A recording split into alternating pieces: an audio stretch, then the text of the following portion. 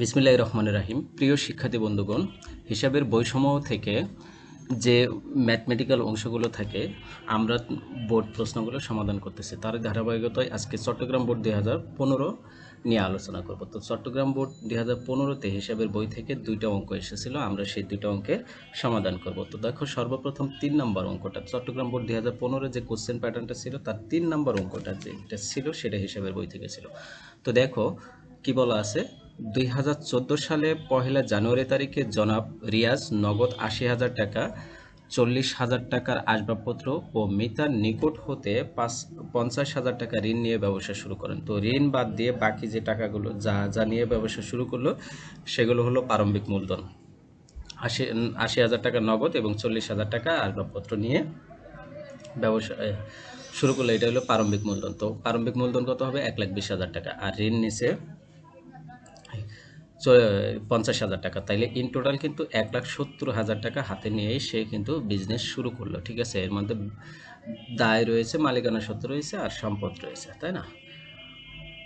জানুয়ারি 5 কি বলা আছে, ভ্যাট সহ নগদে মাল ক্রয় 57,500 টাকা। তো ভ্যাট সহ ক্রয় করা হয়েছে, তাহলে এখানে ভ্যাটের একটা কাহিনী রয়েছে। তো আমরা জানি পণ্য ক্রয় বা বিক্রয়ের সময় ভ্যাটের পরিমাণ উল্লেখ না থাকলেও সেখানে 15% ভ্যাট হয়েছে ধরে নিতে হবে। তো ক্রয় এবং বিক্রয়ের উপর 15% ভ্যাট ধরতে হয় সবসময়। তো দেখো, এই যে 57,000 টাকা এটা ভ্যাট সহ বিক্রয়। তো মনে করো মনে করো তুমি 100% প্রোডাক্ট ক্রয় করছো, তার 15% ভ্যাট দিছো, তাহলে 100% প্রোডাক্ট আর 15% ভ্যাট সমান কত হবে? 115%। তার মানে এই যে 57,500 টাকা এটা তোমার 115%। তাইলে 57,500কে যদি আমি 115 দিয়ে ভাগ করি তাইলে 1% বের হবে, আর ভ্যাট কত? 15%। তাহলে 1%কে যদি আমরা আবার 15 দিয়ে গুণ করি তাহলে 15% বের হয়ে যাবে। ঠিক আছে, তো এইভাবে আমরা 15% ভ্যাট বের করব। এরপরে 10 তারিখ বলা আছে, রফিকের নিকট নগদে মাল বিক্রয় 60,000 টাকা। তো নগদ কথা উল্লেখ আছে, তাইলে রফিককে এইবার আর চেনার দরকার নেই। ঠিক আছে, যখন নগদ বা চেকে উল্লেখ থাকবে তখন ব্যক্তি বা প্রতিষ্ঠানকে আর চেনার দরকার নেই। এবার রফিকের সাথে কোনো লেনদেন নয়, বিক্রয় করছি, তার বিনিময়ে টাকা পেয়েছে, তো নগদান হিসাব হবে আর বিক্রয় হিসাব হবে, রফিক হিসাবের কোনো বেল নাই এখানে। ঠিক আছে, এরপর জানুয়ারি 12 তারিখ কি বলেছে দেখো, আন্ত ফেরত 5,000 টাকা। তো আন্ত ফেরত আর বিক্রয় ফেরত একই জিনিস। ঠিক আছে, আন্ত ফেরত আর বিক্রয় ফেরত একই জিনিস। এরপর 15 তারিখ বলা আছে, কমিশন পাওয়া গেল 7,000 টাকা। তো কমিশন পাইছো 7,000 টাকা, নগদ টাকা বাড়ছে, আর কমিশন পাইলে আয় হয়, তো প্রাপ্ত কমিশন আয়। ঠিক আছে, নগদের যন্ত্রপাতি ক্রয় 20,000 টাকা। তো যন্ত্রপাতি ক্রয় করেছে 20,000 টাকা, তাহলে যন্ত্রপাতি একটা সম্পদ, তাহলে 20,000 টাকা সম্পদ বাড়ছে, আবার নগদেও কিন্তু সম্পদ, তাহলে নগদ সম্পদ কিন্তু 20,000 টাকা কমে গেছে। তার মানে কি, একটা সম্পদ বাড়ছে, একটা সম্পদ কমে গেছে। এরপর 25 তারিখে বলা আছে, ফারুকের নিকট হতে পণ্য ক্রয় 10,000 টাকা। তো ফারুকের নিকট হতে যে পণ্য ক্রয় করেছে 10,000 টাকা, এই জায়গায় কিন্তু নগদে অথবা চেকে উল্লেখ নাই। এবার কিন্তু ফারুককে চেনা লাগবেই তোমার। ওইবার আমরা 10 তারিখে রফিককে চিনি নেই, কারণ নগদে বিক্রয় করেছে, কিন্তু এখানে নগদ আর বা চেক উল্লেখ নাই, যার কারণে এখানে ফারুককে চিনতে হবে। তার মানে বাকিতে ক্রয় করা হয়েছে, বুঝতে পারছো? তো এটা বাকিতে ক্রয় করেছো। এরপর 28 তারিখ কি বলা আছে, ভাড়া প্রদান 8,000 টাকা, তাইলে নগদ টাকা চলে গেছে। 30 তারিখ বলা আছে, ফারুককে পণ্য নিষ্পত্তিতে 9,000 টাকা দেওয়া হলো। তো দেখো, ফারুক টাকা পাইতো কত? 10,000 টাকা, কিন্তু 9,000 টাকা দিয়ে পণ্য নিষ্পত্তি করে দিছো, মানে কি ওই লেনদেনটা নিষ্পন্ন করে দিছো, মানে এখানে আর কোনো চাওয়া পাওয়া থাকবে না। দ্যাটস মিন 1,000 টাকা তাকে কম দিতে পারলা, এই 1,000 টাকা তোমার জন্য আয় হবে, এবং যে তুমি এই 1,000 টাকা কম দিলে এটা বাট্টা হিসেবে ধরতে হবে। তো এটা তোমার জন্য প্রাপ্ত বাট্টা। তো প্রাপ্ত বাট্টা আয় আর প্রদত্ত বাট্টা হলো ব্যয়। তো এখানে তুমি কি বাট্টা পাইছো? প্রাপ্ত বাট্টা। তো প্রাপ্ত বাট্টা কি হবে? ক্রেডিট হবে। আয় তো ক্রেডিট সবসময় আমরা জানি। ক নম্বর প্রশ্ন বলেছে, মিস্টার রিয়াজের ব্যবসায়ের শুরুতে মূলধনের পরিমাণ নির্ণয় করো। তো এই যে আমি শুরুতেই বলে দিয়েছিলাম, নগদ কত? 80,000 টাকা, আর 40,000 টাকার আসবাবপত্র নিয়ে ব্যবসা শুরু করছে, তো এটাই মূলধন। তো প্রারম্ভিক মূলধন, যেটাকে ব্যবসার শুরুতে মূলধনকে প্রারম্ভিক মূলধন বলা হয়। তো প্রারম্ভিক মূলধনের পরিমাণ কি হবে? নগদ 80,000 টাকা, আসবাবপত্র 40,000 টাকা, দুটো যোগ করলে কত হবে? 1,20,000 টাকা। ওকে। খ নম্বর প্রশ্ন বলেছে, 5, 12, 15 ও 30 তারিখে লেনদেনগুলো জাবেদাভুক্ত করো, ব্যাখ্যার প্রয়োজন নাই, ব্যাখ্যা দেওয়া দরকার হবে না। তাহলে 5 তারিখে কি করছি? ক্রয় হিসাব ডেবিট, ভ্যাট হিসাব ডেবিট, নগদান হিসাব ক্রেডিট হবে। ঠিক আছে, তো ক্রয় হিসাব ডেবিট, ভ্যাট হিসাব ডেবিট, নগদান হিসাব ক্রেডিট, কারণ ভ্যাট সহ ক্রয় করেছে। এখন ভ্যাটের হিসাবটাই আসো। তো ভ্যাট সহ কত টাকা ক্রয় করেছি আমরা? 57,500 টাকা। তো ভ্যাট সহ ক্রয়ের পরিমাণ কত হবে? 115%। তো 57,500কে 115 দিয়ে ভাগ করো, 15 দিয়ে গুণ করো। আগে 57,500কে 115 দিয়ে ভাগ করবা, দেন 15 দিয়ে গুণ করবা, করলে 7,500 টাকা আসবে। তো ভ্যাট চলতি হিসাব 7,500 টাকা ডেবিট হবে। ক্রয়ের ভ্যাট ডেবিট আর বিক্রয়ের ভ্যাট ক্রেডিট। ঠিক আছে, ক্রয় যেদিকে যাবে ভ্যাটও সেদিকে যাবে, বিক্রয় যেদিকে যাবে ভ্যাটও সেদিকে যাবে। বুঝতে পারছো? এভাবে মনে রাখবা টেকনিক। এরপর হলো 12 তারিখ। 12 তারিখে কি বলেছে? আন্তঃফেরত। তো আন্তঃফেরত মানে বিক্রয় ফেরত। তো বিক্রয় কমে গেছে, তাহলে বিক্রয় আয় যদি কমে তাহলে ডেবিট হয়, তাহলে আন্তঃফেরত ডেবিট হবে, নগদান হিসাব ক্রেডিট হবে। কারণ বাকিতে তো উল্লেখ করা নেই, কারণ এর আগে ওই জন্য রফিকের কাছে নগদেই বিক্রয় করেছে। ঠিক আছে, এই জন্য নগদান হিসাবে আসলো। বুঝতে পারছো? যদি এখানে নগদ উল্লেখ না থাকতো তাহলে প্রাপ্য হিসাব দিত। বুঝতে পারছো? কারণ এখানে বাকি নগদে বিক্রি করছি, তো নগদে বিক্রিকৃত পণ্য ফেরত আসে। 15 তারিখ কি বলা আছে? কমিশন পাওয়া গেছে, নগদ টাকা পাইছো আর কমিশন আয়, তাইলে নগদান হিসাব ডেবিট, প্রাপ্ত কমিশন হিসাব ক্রেডিট 7,000 টাকা। এরপর 30 তারিখ বলা আছে যে ফারুককে পণ্য নিষ্পত্তিতে 9,000 টাকা দেওয়া হলো, তাহলে নগদ 9,000 টাকা চলে গেল, আর বাট্টা পাইলে 1,000 টাকা, তো এই দুইটা মিলে 10,000 টাকা হবে। আর পণ্য ফারুকের দেনা ছিল কত? ফারুকের পাওনাও ছিল 10,000 টাকা, তাহলে প্রদেয় হিসাব ফারুক 10,000 টাকা ডেবিট করব, নগদান হিসাব ক্রেডিট 9,000 টাকা, আর প্রাপ্ত বাট্টা হিসাব ক্রেডিট 1,000 টাকা। কারণ 1,000 টাকা কম দিলাম, এটা আমার জন্য আয় হলো, বাট্টা হয়ে গেল। ঠিক আছে, প্রাপ্ত বাট্টা। তো এটা ছিল খ নম্বর প্রশ্ন। এরপর গ নম্বর প্রশ্ন কি বলেছে দেখো, 10, 15, 25 ও 28 তারিখে লেনদেনগুলো হিসাব সমীকরণের প্রভাব দেখো। তো 10 তারিখে কি বলেছিল? রফিকের নিকট নগদে মাল বিক্রয়, তাহলে নগদ টাকা বাড়ছে আর মালিকানা সত্ত্ব বাড়ছে। তো দেখো, নগদ টাকা বাড়াই দিলাম, মালিকানা সত্ত্ব বাড়াই দিলাম। ঠিক আছে, মন্তব্যতে আয় দিয়ে দিলাম। এরপরে কত তারিখ বলেছে? 20 তারিখ বলেছে।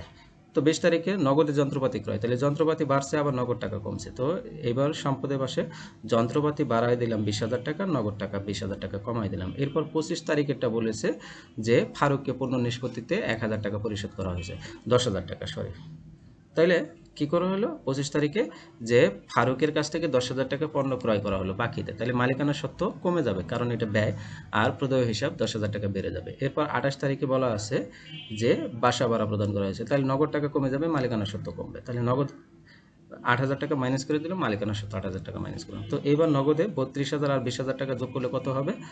52,000 টাকা। তাহলে সম্পদ পাশের যোগফল কত হলো? 52,000 টাকা। দায় ও মালিকানা সত্ত্বের পাশের যোগফল কত হবে? প্রদেয় হিসাব ছিল 10,000 টাকা আর মালিকানা সত্ত্ব 42,000 টাকা। তো 10,000 আর 42,000 যোগ করলে 52,000 টাকা, মিলে গেছে। এরপর 4 নম্বর প্রশ্নটা দেখো। 4 নম্বর প্রশ্ন কি বলেছে দেখো, মেসার্স তামিম ট্রেডার্সের নিম্নে লেনদেনগুলো 2014 সালে মার্চ মাসে সংগঠিত হয়েছে। তো মার্চের 1 তারিখ হাতে নগদ 40,000 টাকা, ব্যাংক জমা 25,000 টাকা, নগদান বই থেকে আসছে, প্রশ্ন পড়েই বোঝা যাচ্ছে, তাই না? মার্চের 5 তারিখ বিক্রয় করা হয়েছে 40,000 টাকা, যার 50% নগদে, তাহলে 50% নগদে আর 50% বাকিতে। তো 40,000 টাকার 50% কত হবে? 20,000 টাকা। তাহলে 20,000 টাকা তুমি নগদে পাইছো, আর 20,000 টাকা এখনো বকেয়া রয়েছে, পাবে পরে, প্রাপ্য হিসাব হবে। তো 10,000 টাকা 10 তারিখ কি বলছে? ব্যাংক হতে অফিসের প্রয়োজনে 10,000 টাকা এবং ব্যক্তিগত প্রয়োজনে 15,000 টাকা উত্তোলন করছো। তো অফিসের প্রয়োজনে যেটা উত্তোলন করছো সেটা ব্যাংক থেকে কমবে আর নগদে টাকা বাড়বে, আর ব্যক্তিগত প্রয়োজনে যেটা উত্তোলন করছো সেটা শুধু ব্যাংক থেকে কমবে। ঠিক আছে, এই যে অফিসের প্রয়োজনে যেটা উত্তোলন করছো এটা কন্ট্রায়েন্টে, আর ব্যক্তিগত প্রয়োজনে যেটা উত্তোলন করছো এটা কন্ট্রায়েন্টে নেয়। ঠিক আছে, 12 তারিখ বলা আছে কাগজ ও কালি ক্রয়, এটা মনিহারি হিসেবে যাবে 100 টাকা। অতিরিক্ত মূলধন আনা হলো, এটা নগদানের ডেবিট পাশে যাবে, নগদ টাকা বাড়বে। ব্যাংকে জমা দেওয়া হলো, তাইলে ব্যাংকে টাকা বাড়বে, নগদ টাকা কমবে, এটা কন্ট্রায়েন্টই হবে। টেলিফোন বিল পরিশোধ করা হলো 200 টাকা, আল্লাহ জানে এটা কি করতে বলছে দেখে।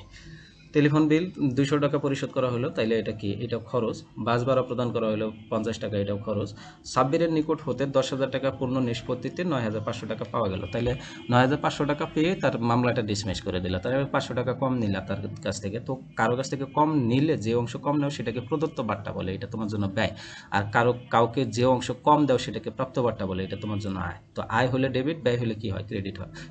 আয় হলে ক্রেডিট, ব্যয় হলে ডেবিট হয়। তাইলে এখানে প্রদত্ত বাট্টাটা তোমার জন্য কি হবে? ডেবিট হবে। আপ্যায়ন খরচ 100 টাকা, নগদে আসবাবপত্র বিক্রয় 20,000 টাকা। ওকে। ক নম্বর প্রশ্ন বলছে বিপরীত দাখিলার পরিমাণ নির্ণয় করো। তো বিপরীত দাখিলা বলতে যে আমরা এই যে কন্ট্রাএন্ট্রিগুলো বুঝি সেগুলো, বুঝতে পারছো? কন্ট্রাএন্ট্রি এই যে ব্যাংক হতে অফিসে প্রয়োজনে 10,000 টাকা, আর এই যে তোমার হলো ব্যাংকে জমা দেওয়া হলো 15,000 টাকা, এই দুইটা। তাহলে ব্যাংক হতে অফিসে প্রয়োজনে 10,000 টাকা, ব্যাংকে জমা দেওয়া হলো 15,000 টাকা। তো এই দুইটা যোগ করলে কত হবে? 25,000 টাকা। পরিমাণ নির্ণয় করতে বলছে, কিন্তু এখানে লেনদেন চিহ্নিতকরণ করতে বলে নাই, তাহলে টাকাটা দিতে হবে। এরপর খ নম্বর প্রশ্ন বলেছে 5, 17, 25 ও 30 তারিখে লেনদেনগুলো নিয়ে নগদ প্রাপ্তি জাবেদা দেখাও। তো নগদ প্রাপ্তি জাবেদা দেখাইতে বলছে। কি করতে হচ্ছে? 5 তারিখ, 17 তারিখ, 25 তারিখ আর 30 তারিখ। তো নগদ প্রাপ্তি জাবেদা। তো 5 তারিখে প্রথমে কি বলেছিল? বিক্রয় করেছে 40,000 টাকা, তার 50% নগদে। ঠিক আছে? তো আমরা জানি কি নগদান হিসাব ডেবিট, প্রাপ্য হিসাব ডেবিট, আর বিক্রয় হিসাব ক্রেডিট হবে। তো নগদ প্রাপ্তি যাবে না, নগদ অংশটুকুই আসবে, তাই না? নগদে পাইলেই আসবে শুধুমাত্র। তাহলে নগদ 20,000 টাকা পাইছে, এটাই আসবে। তো এখানে ক্রেডিট হিসাব করতে বিক্রয় হিসাব দিব, আর বিক্রয় ঘরেও বিক্রয় হিসাব ক্রেডিট 20,000 টাকা দিয়ে দেবো। এরপর 17 তারিখ অতিরিক্ত মূলধন আনা হয়েছে। তো অতিরিক্ত মূলধন আনলে নগদান হিসাব ডেবিট, মূলধন হিসাব ক্রেডিট। তো ক্রেডিট হিসাব হতে মূলধন হিসাব দিয়ে দিলাম, 20,000 টাকা আনা হয়েছে।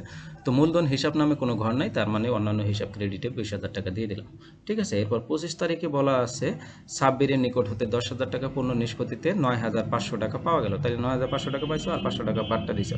তাইলে নগদের ঘরে 9,500 টাকা বাড়বে, আর বাট্টার ঘরে 500, আর দেনাদার 10,000 টাকা হবে, কারণ দেনাদারই তো সাব্বির ছিল, তাই না?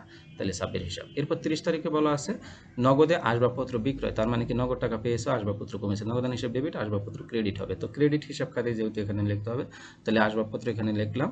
তো নগদান হিসাব ডেবিট 20,000 টাকা লিখলাম, আসবাবপত্র হিসাব ক্রেডিট নামে কোনো ঘর নাই, অন্যান্য হিসাব ক্রেডিটে দিয়ে দিলাম 20,000 টাকা। ওকে, এরপর যোগ করব। তো নগদের যোগফল কত হলো? 69,500। প্রদত্ত বাট্টার যোগফল কত হলো?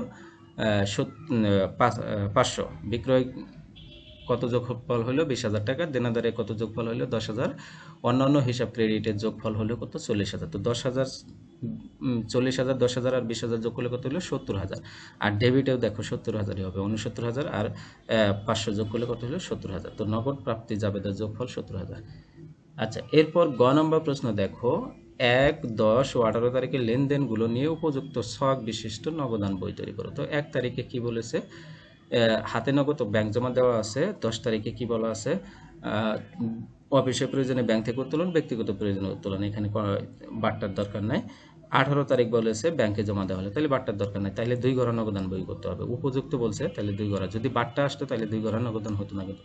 তাহলে প্রথমে ব্যালেন্স বিডি দিয়ে নগদে 40,000 টাকা আর ব্যাংকে 25,000 টাকা বসাই দিলাম। ঠিক আছে? এরপরে 10 তারিখে কি বলেছে? ব্যাংক হতে অফিসের প্রয়োজনে 10,000 টাকা উত্তোলন। আমরা আগে এই জিনিসটা আগে উত্তোলন করে নিই, তাহলে নগদ টাকা কমে যাবে, ব্যাংকে টাকা বাড়বে। তো নগদান হিসাব এই পাশে দিয়ে ব্যাংকের টাকা কমাই দিলাম কত? 10,000 টাকা, আর নগদে 10,000 টাকা ডেবিট পাশে বসাই দিলাম, তো ব্যাংক হিসাব দিয়ে। তো এটা কন্ট্রাএন্ট্রি দিয়ে দিলাম। এরপরে আবার কি করছে? ওই 10 তারিখেই আবার কি করছে? 5,000 টাকা ব্যক্তিগত প্রয়োজনে উত্তোলন করছে। তো এইবারও উত্তোলন হিসাব দিয়ে ব্যাংক থেকে টাকা কমাই দিতে হবে। তো ক্রেডিট পাশে ব্যাংক থেকে টাকা কমাই দিলাম 5,000 টাকা, এটা উত্তোলন হিসাব লিখলাম। ঠিক আছে? 10 তারিখে। এরপর 18 তারিখে লেনদেনটা দেখব। 18 তারিখ বলা আছে ব্যাংকে জমা দেওয়া হলো 5,000 টাকা। তাহলে ব্যাংকে জমা দিলে নগদ টাকা কমবে, ব্যাংকে টাকা বাড়বে। তো নগদ টাকা যেহেতু কমবে, তাহলে ক্রেডিট পাশে নগদে ঘর থেকে টাকা বসাবো, এটা 15,000 টাকা ব্যাংক হিসাব লিখবো। আর এখানে কি লিখবো? ডেবিট পাশে ব্যাংকের ঘরে 15,000 টাকা বসাবো। তো এটা এক পাশ থেকে আরেক পাশে আসলো, তাহলে কন্ট্রা এন্ট্রি। ঠিক আছে? তো এটা হবে কন্ট্রা এন্ট্রি। তো এই 3টা এন্ট্রি বলেছিল, তাহলে একবার আমরা ব্যালেন্স করব। তো নগদানে ব্যালেন্স দেখো কত হয়। নগদ টাকা 40,000 আর 10,000 যোগ করলে কত হলো? 50,000। ক্রেডিট পাশে 50,000 যোগ করবো। তো ক্রেডিট পাশে নগদে ঘরে ছিল শুধুমাত্র 15,000। তো 50,000 থেকে 15,000 টাকা মাইনাস করলে কত হবে? 35,000 টাকা। এই 35,000 টাকাই হবে ব্যালেন্স শিটে। এরপর ব্যাংকেরটা ক্যালকুলেশন করবো। তো 25,000 আর 15,000 যোগ করলে কত হলো? 40,000। ক্রেডিট পাশে 40,000 বসাবো। তো 40,000-এর উপরে 5,000 আর 10,000 রয়েছে। তো 5,000 আর 10,000 মাইনাস করলে 25,000 টাকা থাকে। তাইলে ব্যালেন্স সিডি হবে 25,000 টাকা। ঠিক আছে? আগের মাসের ব্যালেন্স সিডি পরের মাসের 1 তারিখে ব্যালেন্স বিডি হবে। তো ব্যালেন্স বিডি কত হলো? নগদে ডেবিট পাশে 35,000 টাকা, ব্যাংকে ডেবিট পাশে 25,000 টাকা। তো এটাই ছিল চট্টগ্রাম বোর্ড 2015 আলোচনার বিষয়। ঠিক আছে? এবং আজকে ক্লাসে সর্বশেষ অংশ। আশা রাখি তোমরা বুঝতে পারছো বা ক্লাসটা এনজয় করতে পারছো। এই ক্লাসে যদি কোনো প্রশ্ন থাকে তাহলে কমেন্টের মাধ্যমে আমাদেরকে জানাই দিও। সে পর্যন্ত সবাই ভালো থাকো, সুস্থ থাকো। আল্লাহ হাফেজ।